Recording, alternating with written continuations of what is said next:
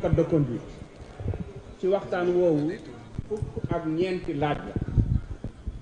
Pastef moo am fukk, groupe takku wàllu moo waroon a am ñaar waaye dafa mel ni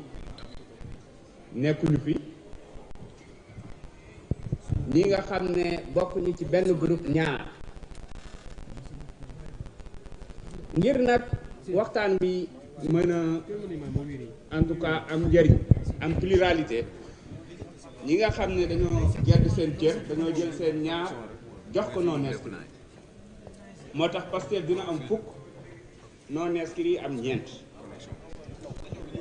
ni ñu ko doxalee nag mooy fukki minute ak ñett lañu laaj bu ne di jëlal, mooy juróomi minutes yi nga xam ne kii laaj la ak juróom-ñetti minutes yi nga xam ne kii tontu la, moo xam njiitu jawriñ ñi la wala kenn ci jawriñ ñi. ca njeexantal la nag dinañ jox njiitu jawriñ ñi fukki minutes ak juróom ngir mu tontu laaj yi nga xam ne président groupe parlementaire ñoo ko laaj. donc waxtaan wi yëpp bu ñu ko tënkee dina doon téeméer ak juróom-ñeent fukk ak juróom-ñaari simili 197 minutes.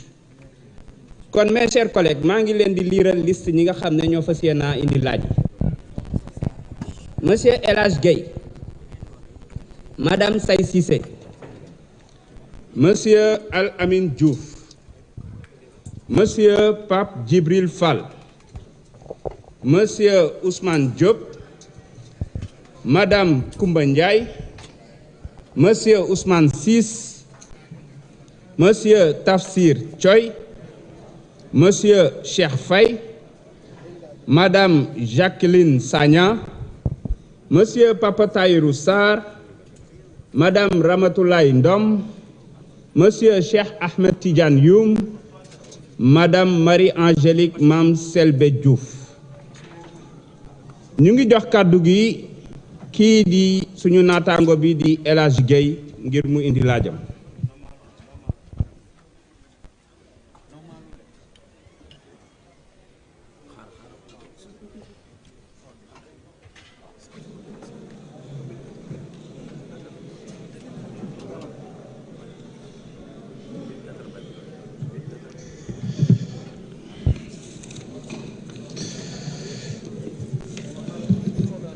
Monsieur le Président de l'Assemblée nationale,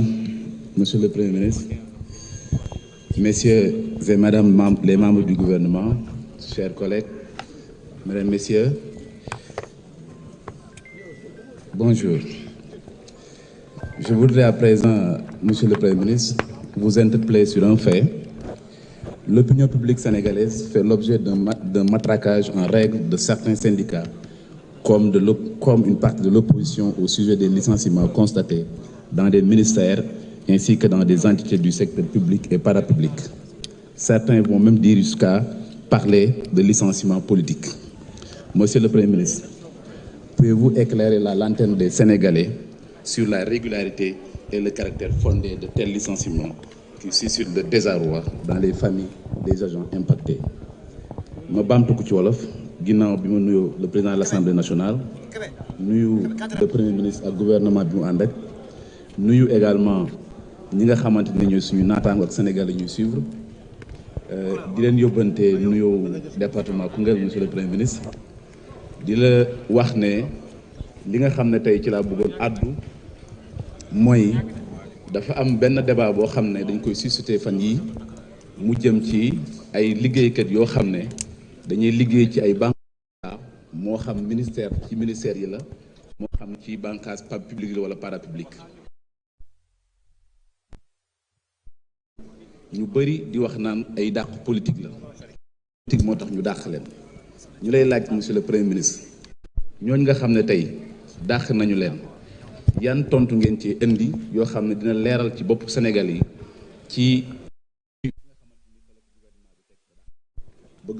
nga leeral ñu ko ñu ngi sant ñëpp di gërëm ñëpp jërë ngeen jëf.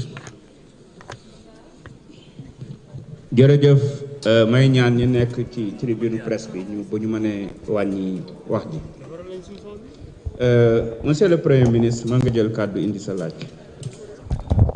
jërëjëf monsieur le président de la république gannaaw bu ñu la nuyoo nuyu mboolem seen député yi fi teew di nuyu public bi ñëw fekke si ak ñiy suivre. Monsieur le Premier ministre. man nga ñëw fii wala nga taxaw foofu rek. waaw dama doon nuyoo rek waaye dama bëggoon wax nii pour laaj bi dama ko jébbal monsieur le ministre des mines et de l'énergie bi nga xam ne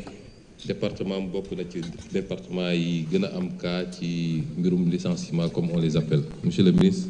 vous pouvez aller répondre à la question.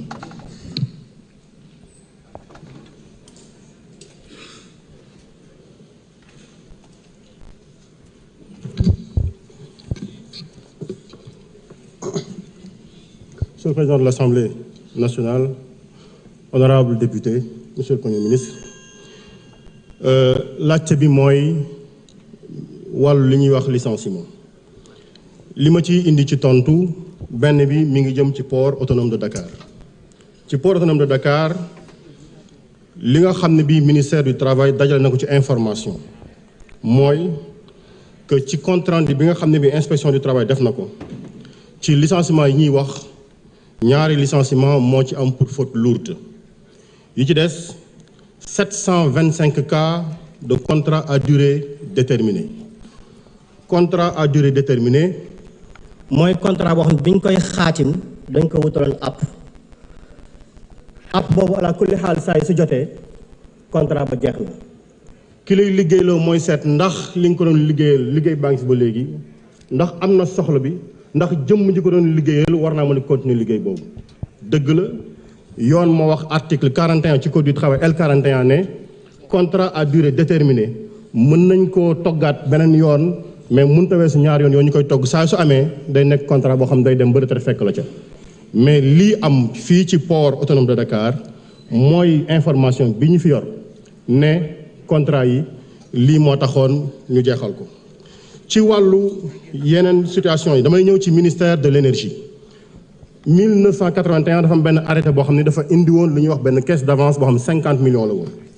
caisse d'avance boobu dafa waxoon métier yi nga xam ne bii mën nañ ci def liggéey yi nga xam ne mën nañ cee fay ci caisse d'avance bi